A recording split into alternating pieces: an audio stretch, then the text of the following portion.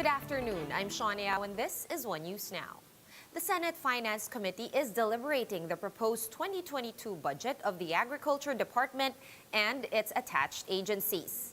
For the details, Man Los Baños is reporting to us live from Pasig City. Man, hello. Tell us what happened during the hearing. Anything exciting?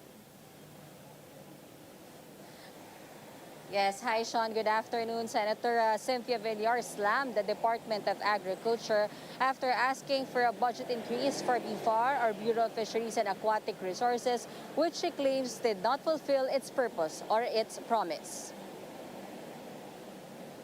Villar said the BFAR does not deserve a bigger funding since it was not been able to create even a single fish hatchery. She explained that the project could have been a big help for fishermen.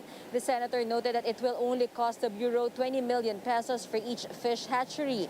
But since 2016, there has been no progress on the BFAR's part, despite efforts of the lawmakers to legislate the program.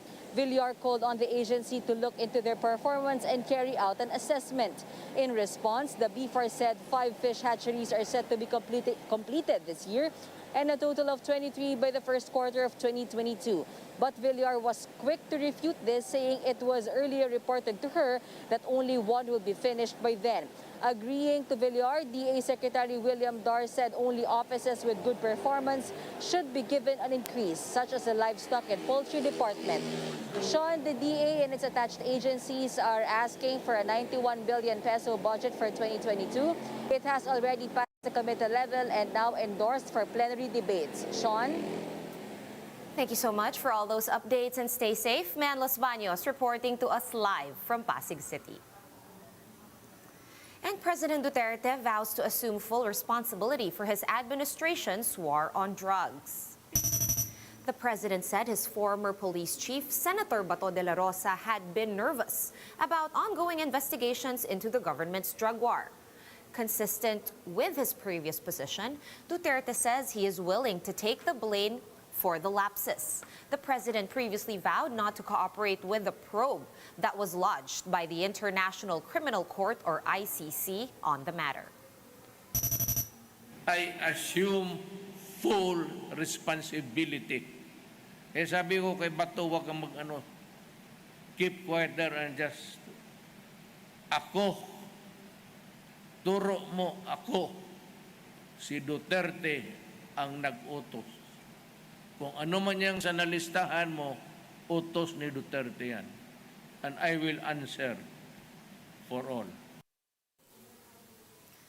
And the Justice Department is planning to investigate around 6,000 more cases with irregularities in drug war operations. DOJ Undersecretary Adrian Sugay told the chiefs the first 52 cases released are only from initial investigation results. Sugay adds that they passed a report to the president last year on 300 more cases. He also said some of these cases are already pending before fiscal offices and trial courts. Meron pa hong mga 6,000 yan no? Which we intend to, at least resources and time permitting, we should also intend to undertake a review.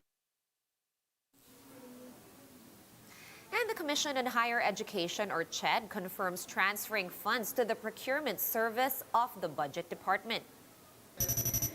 CHED Chairman Prospero de Vera told senators that they handed over 1 billion pesos to the PSDBM last year. This budget, which came from Bayanihan funds, was meant to be used to buy computer units for state universities. However, De Vera said this did not materialize since they were unable to comply with the June 30 deadline for the procurement. Recall that the PSDBM and the DOH have been under fire for alleged misuse of funds during the pandemic.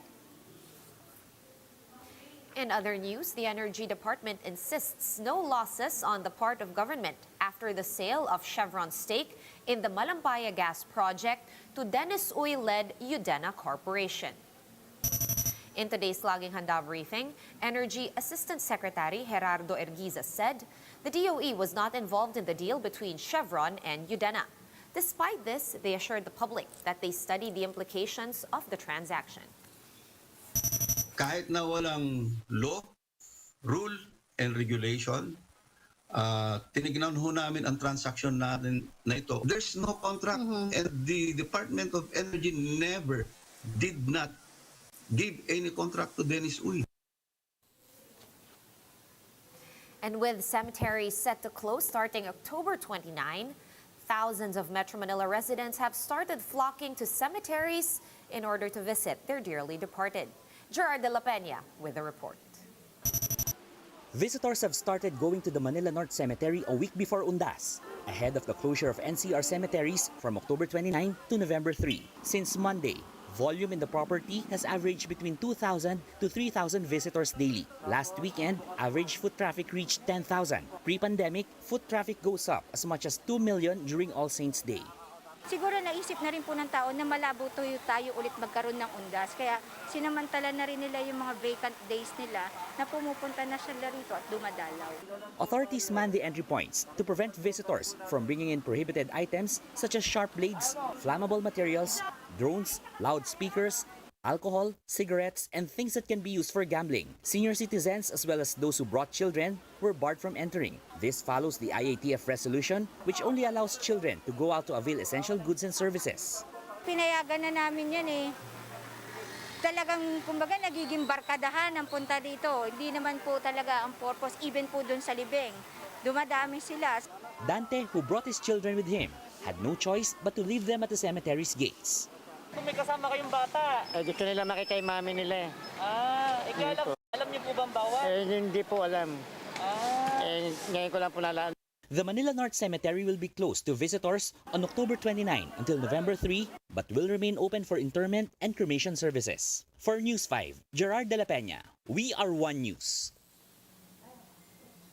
Here's a quick look at today's other top stories. The reproduction rate of COVID-19 in NCR has dropped to 0.46 according to the Octa Research Group. The 7-day average of new cases in the region has also gone down to just over 1,000 from more than 1,800 last week. TUCP, or Trade Union Congress of the Philippines, has called out the Labor Department for allowing the no vaccine, no pay policy. Labor Chief Silvestre Bello III said employers now have legal basis to withhold the salaries of unvaccinated employees under Alert Level 3. The TUCP insists there is still insufficient supply of vaccines in the country. And War on Drugs documentary Aswang wins 4 awards at the 44th Gawad Urian last night. The film won Best Picture, Best Director, Best Documentary, and Best Cinematography. Aswang follows a group of people whose lives were caught up in the administration's drug war. For more updates, visit News 5, The Philippine Star, and Business World online. Visit our website, onenews.ph, for more in-depth analysis. You can also catch One News on the Signal Play app. Register for a free account at www.signalplay.com and stream One News live anytime, anywhere. Masks on, wash hands, and stay safe, Philippines. I am Sean Yao. We are One News.